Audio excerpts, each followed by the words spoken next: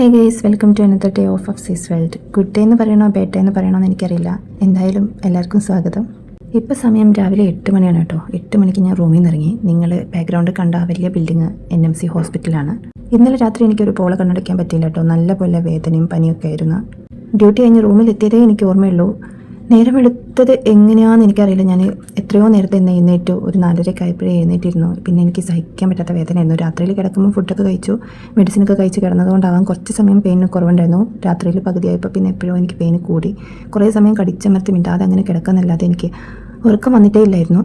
നേരെ വെളുക്കേണ്ട താമസം ഞാൻ ക്ലിനിക്കിൽ ഡോക്ടറെ ഒന്ന് വിളിച്ച് പറഞ്ഞു എനിക്ക് തീരെ വയ്യ, ഹോസ്പിറ്റലിൽ പോകണമെന്ന്. ഇത്തവണ വീഡിയോസൊക്കെ എടുക്കാൻ എൻ്റെ കൂടെ ഒരാളുണ്ട് കേട്ടോ. അതുകൊണ്ട് വീഡിയോസൊക്കെ എടുക്കാൻ പറ്റി. അല്ലെങ്കിൽ ഞാൻ ഒറ്റയ്ക്കാണ് ഈ ഒരു അവസ്ഥയിൽ പോകേണ്ടി വന്നുവെച്ചാൽ വീഡിയോസൊന്നും ഉണ്ടാവുകയില്ല. അതിലുപരി ഞാൻ ഒറ്റയ്ക്ക് ഈ ഒരു അവസ്ഥയിൽ പോവുകയില്ല കേട്ടോ. ആരെങ്കിലുമൊക്കെ എൻ്റെ കൂടെ വരും. ഡോക്ടർ കൺസൾട്ട് ചെയ്യുന്ന സമയത്തൊക്കെ എനിക്ക് സംസാരിക്കാൻ പോലും പറ്റുന്നില്ലായിരുന്നു. ഇഞ്ചക്ഷൻ മരുന്ന് കുറച്ച് കയറി കഴിഞ്ഞപ്പം എൻ്റെ ബോഡിയിൽ കുറച്ചൊക്കെ ഒരു സമാധാനം തോന്നി. എനിക്ക് മൊത്തത്തിൽ പെയിനുള്ള പോലെയായിരുന്നു ഫീൽ ചെയ്തത്. 2 കൈയിലും നെഞ്ചിലും എല്ലായിടത്തും എനിക്ക് ഭയങ്കര പെയിനായിരുന്നു. അവർ ECG വരെ എടുത്തായിരുന്നു കേട്ടോ. ECG ഒക്കെ നോർമലാണ്. എന്തായാലും പ്രൊസീജിയറൊക്കെ കഴിഞ്ഞ് ഞങ്ങൾ പുറത്തേക്ക് ഇറങ്ങി. ഞാനിപ്പോൾ കുറച്ചൊക്കെ ആയിട്ടുണ്ട്. ഇഞ്ചക്ഷൻ മരുന്ന് ഇട്ടു. ഇനി ഫുഡ് കഴിച്ചിട്ട് ഡ്യൂട്ടിക്ക് പോകണം.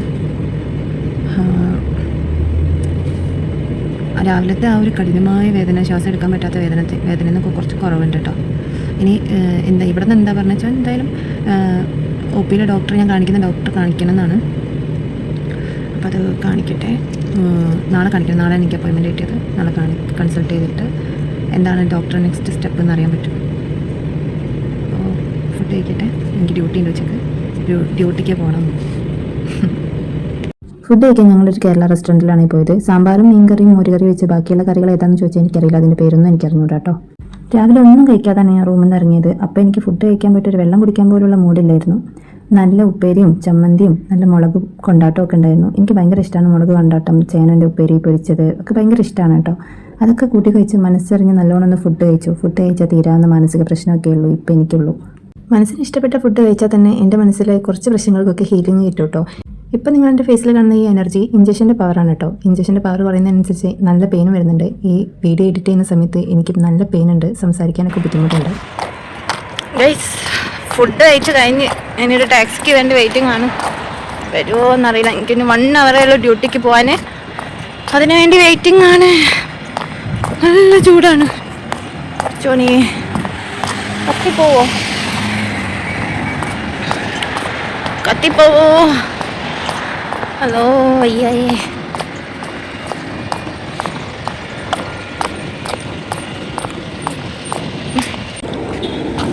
മൂന്ന് ടാക്സി ഒരുമിച്ച് വരുന്നുണ്ട്.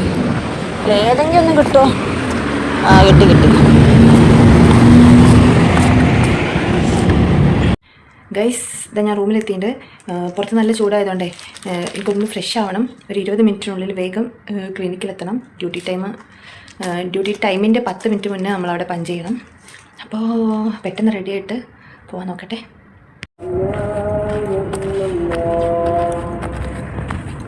അങ്ങനെ ഞാനിതാ ഡ്രസ്സൊക്കെ മാറി യൂണിഫോമൊക്കെ ഇട്ട് കോടയും വടിയും ഒക്കെ എടുത്തിതാ ഇറങ്ങിയേക്കാണ്. നല്ല മോട്ടൻ വെയിലാണ് ഗൈസ്. പിന്നെ എനിക്കൊരു കാര്യം പറയാനുണ്ട്. ഞാനിങ്ങനെ ഈ നെഗറ്റീവ്സൊക്കെ ഈ ചാനലിൽ ഇങ്ങനെ ഇടുന്നത് എന്തിനാണെന്നറിയോ? നെഗറ്റീവ്സ് മീൻസ് എനിക്ക് അസുഖം വരുന്നത്, അതൊക്കെ ഞാൻ ഇങ്ങനെ കാണിക്കുന്നത് ആക്ച്വലി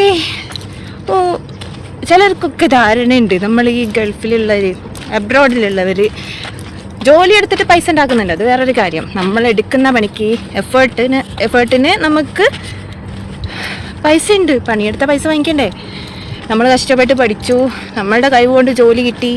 എന്നിട്ട് ഇവിടെ കഷ്ടപ്പെട്ട് ജോലി ചെയ്യുന്നു. രാവും പകലും ഷിഫ്റ്റ്, മര്യാദയ്ക്ക് ഉറക്ക്, ഭക്ഷണം ഒക്കെ തല കുത്തനെയാണ്. എന്നിട്ട് നമ്മളിവിടെ സേവിങ്സ് ഉണ്ടാക്കുന്നു. എന്നിട്ട് നമുക്കിവിടെ സുഖം മാത്രമേ ഉള്ളൂ എന്നുള്ളൊരു ധാരണ ഉണ്ട്. ഞാനിപ്പോൾ ആക്ച്വലി വേറെ വഴി കൂടെ ഉണ്ടോ ക്ലിനിക്കിലേക്ക് പോണേ. ക്ലിനിക്കിൻ്റെ ബാക്ക് സൈഡിലൂടെയാണ് പോണേ. എന്നുവെച്ചാൽ റോഡ് സൈഡിൽ കൂടെ പോകുമ്പം ഇങ്ങനെ സംസാരിക്കാനില്ല. വണ്ടി പോകുന്ന സൗണ്ട് നല്ല പോലെ കേൾക്കും. ഇതിൽ കേൾക്കും, അത് പെട്ടതല്ലല്ലോ വിഷയം. അപ്പോൾ ഇവിടെ സുഖിക്കുകയാണെന്ന് മാത്രമുള്ള ധാരണയുണ്ട്. സുഖം മാത്രമല്ല മക്കളെ, അസുഖവുമുണ്ട്. സുഖം മാത്രമല്ല. അപ്പം ഇങ്ങനെ എന്താ പറയുക, എന്നെപ്പോലെ ഒരുപാട് ലേഡീസ് ഇവിടെ വർക്ക് ചെയ്യുന്നുണ്ട് പ്രവാസികളായിട്ട്. അവരിവിടുത്തെ ചൂടും വിശപ്പും കഷ്ടപ്പാടും എല്ലാം സഹിക്കുന്നുണ്ട്. ഞാനും അതിൽ പെട്ടതാ. ഹലോ പോടാ. അപ്പോൾ എന്താ പറയാ, അതന്നെ, ഞാനൊരാളെങ്കിലും ഇതൊന്ന് പറയണ്ടേ. പിന്നെ അത്രേ ഉള്ളൂ. ക്ലിനിക്ക് എത്താനായി. ചൂടാണ്. ഫോൺ ഒരുപാട് സമയം പുറത്ത് വെച്ചാൽ ചിലപ്പോൾ എൻ്റെ കയ്യിൽ നിന്ന് തന്നെ പൊട്ടിത്തെറിക്കും. അത്രക്ക് ഹൈ ടെമ്പറേച്ചറാണ്.